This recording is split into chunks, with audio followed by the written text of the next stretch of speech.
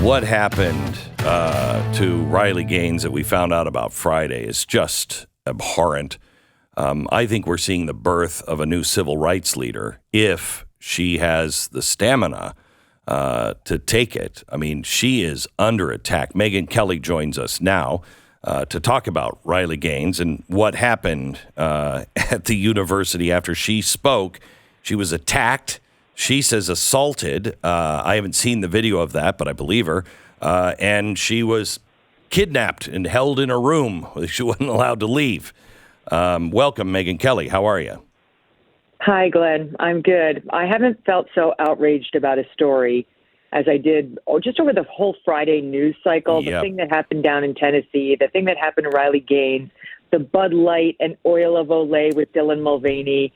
I felt like you. I spent the weekend thinking about what can I do? What can I personally set up in a 501c3 or something to help these embattled women who are fighting, like Riley Gaines, who needs security, who needs to sue these people? Like, there has to be something more we can do. I have to tell you, Megyn, I don't understand why women are not more upset. First of all, the Dylan Mulvaney thing, it's just a mockery of women. And it truly is woman face. You know, they say black face when a white person dons this is woman face. It's mocking. It's minstrelsy. This is not someone who is gender confused, has gender dysphoria, and wants to lead a life as a woman. This is someone who's looking for attention and is making a joke out of womankind. I do have to tell you, I lost track because I thought of a menstrual show, an old-time menstrual show, which... Minstrel, but menstrual works too. So let's go back to Riley Gaines here for a second. What happened to the police there? I mean, there was no real pushback, and the university comes out and, thanks the students who participated peacefully in the event and mentioned their bravery. The only one that was brave there was Riley. That's not brave to be in a mob. No, this has not been a great year for law enforcement in and around the city of San Francisco. First, we had the Paul Pelosi debacle where the 911 operator was out to lunch like, gee, okay, bye. You okay? You're looking for Capitol Hill Police? Okay, bye. And the guy's under attack and 5 times has to be like, well, wait. And then they basically let him get attacked before they went in. So that's number one in San Fran with the law enforcement out there. Now we see these campus cops there letting the victim be further victimized as they try to appease the mob. Perhaps they've forgotten the very point of their job. And that statement by the disgusting university was the most important thing I've seen since the University of Pennsylvania telling the female swimmers they needed therapy if they objected to Leah Thomas swimming in the pool. Can I just go back to what's Riley Gaines's sin? Is she Matt Walsh, who I love? Is she a Matt? No, she's not a Matt Walsh. Riley Gaines is not saying we don't indulge in the trans fantasy at all. Riley Gaines swam against Leah Thomas.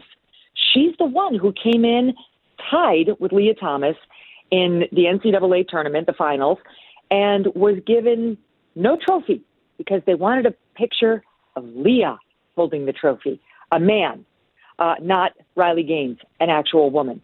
And Riley Gaines got a little upset about the way she was treated and the fact that she was forced to compete against a guy who'd been in the 500s as a man and now was taking national titles as a woman. And she's spoken out about that piece of the trans movement. That's what got her assaulted, shouted down like she was Hitler incarnate. If you can't talk about that, we're done. If you can't defend her right to speak up about that, we're done. Women's rights are over. And Joe Biden has responsibility in this. His administration is actively working to curtail women's rights right now. And these far-left activists, half of whom may or may not have a foot in the trans camp, and the other half are just far leftists who want to agitate, who hate reason, who are unattractive, unhappy people, who are just glomming onto any upset. I'm sorry, it's not nice, but why are they all homely? I mean, to a person, Glenn, there's something going on. So Megyn, I mean, in the age of Me Too, Riley has said, I'm in a locker room, I turn around, and this guy, has his junk hanging out, and he's just staring at me, and I'm very uncomfortable. How is this not a Me Too thing? Oh, because the media won't do its homework or do any bold reporting, which is required in these situations. The Daily Wire actually ran an in-depth report on Leah Thomas, and I've kept waiting for a Leah Thomas denial, for a Leah Thomas lawsuit. I've reported what they reported, citing them, and said I, too, will print a denial if Leah Thomas wants to issue one. I'm more than open-minded to hearing that the report is incorrect. Hasn't happened. What is the report? Online, Leah Thomas goes by Leah Thomas with a different spelling and has repeatedly liked, approved of, reposted posts that support something called autogynephilia. Leah Thomas is a man who is sexually into getting off by dressing like a woman. That's not gender dysphoria. That's a fetish. It's kink. That's what Bill Thomas, which is Leah's actual name, is into. He gets an erection when he dresses like a woman. And that is what they subjected the actual women on the UPenn swim team to. And when they said, this man is freaking us out and beating us, which is unfair, they were the ones told to get therapy. That's Leah Thomas. That's what Riley Gaines is out there saying, hey, this was not cool, and getting shouted down like she's the freak instead of Thomas. What does it say to you that Finland, Sweden, Great Britain, France, they're all going exactly the opposite way that we are going when it comes to children and their sexuality and, transgenderism? They're saying that what we're doing is wildly dangerous, and we are now doubling down, it seems, on all of it. What? We've been captured. We've been captured more so than those other countries by the disease that is wokeism. And it's tearing us apart at the fabric of who we are. And there's so few people over here willing to fight back. It's like J.K. Rowling came out and pushed back against some of the basic things that were happening. Again, J.K. Rowling's not Matt Walsh either. In fact, she and Matt Walsh have fought online because she thinks he's gone too far.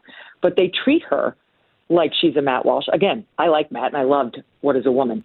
But there are so few who want to fight because they see what happened to J.K. Rowling, and they see how rabid these crowds are because of the deep unhappiness pervading their lives here in a very large country. And they don't want to be the next example of it. One of the reasons why the women on the UPenn swim team did not speak out publicly, a few spoke out anonymously, and keep in mind, Riley Gaines was not on UPenn. She was, I think, Kentucky, is they said in their anonymous interviews, we won't get hired. This isn't even about swimming.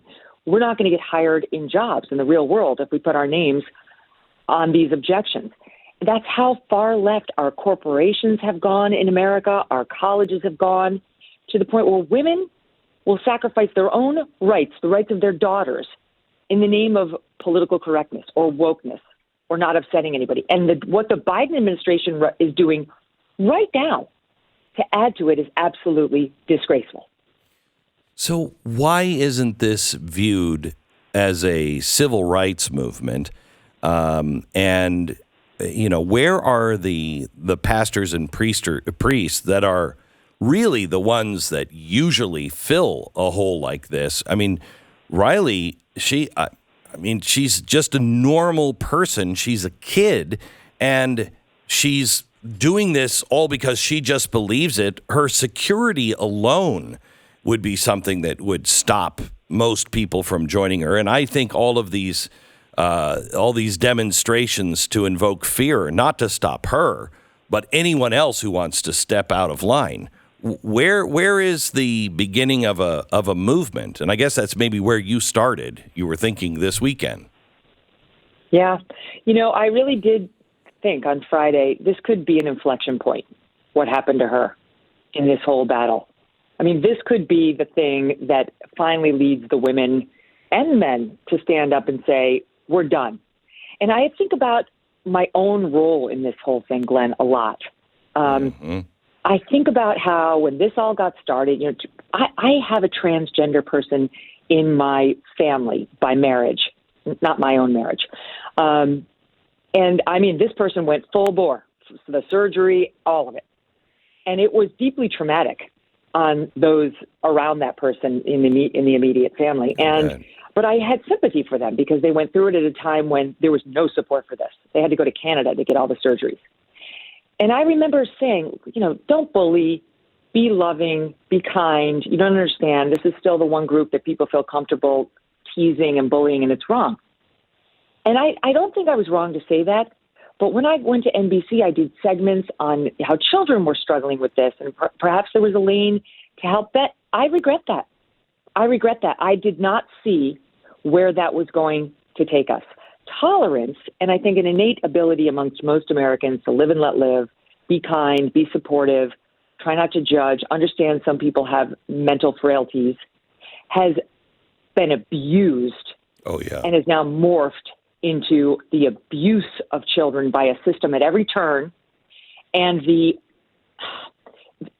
dishonest posing as a trans person by people who have other mental disorders and worm their way into women's spaces, taking advantage of that need to be kind, of that innate instinct to be empathetic. And it's time to say, I'm putting my empathy in the back seat. I'm fighting for what's right. And if somebody who's claiming to have this mental disorder is offended, too bad. Up until about 2 minutes ago, it was recognized as a mental disorder by the psychiatry experts in America. It's only now that you're not allowed to say that. Well, nothing changed other than looking. So I think we have no choice but to call out these people as disturbed, the glommers who don't even have gender dysphoria, who just want to feel special and come into our locker rooms and our swimming lanes, et cetera, need to be called out. Dylan Mulvaney and all of the brands sponsoring him need to be called out. And I use that pronoun him intentionally. I have no problem, Glenn, with somebody who has genuine gender dysphoria, has switched over into the other gender, like a Caitlyn Jenner. Wants to relatively quietly live their life in my lane. Okay? Caitlyn Jenner's not a woman. Caitlyn Jenner's a trans woman. There's a difference, and it matters. I'm happy to call Caitlyn Jenner her. These other posers who, as we're back to the minstrelsy or menstrualcy, no, I'm not using my pronoun on you. And I'm not allowing my children to be asked their pronouns in class like gender is something you can order off of a Chinese menu. Bit by bit, we need to find our courage and return to the biological understandings that we've had since the beginning of time. Megyn, it is always good to talk to you. Thank you so much. If you haven't heard the Megyn Kelly Show, it follows this program on XM Sirius, and she's wonderful and always has great guests. The Megyn Kelly Show on XM Sirius or wherever you get your podcast. Megyn, thank you so much. Thanks, Glenn. Great to talk to you. Talk to you again.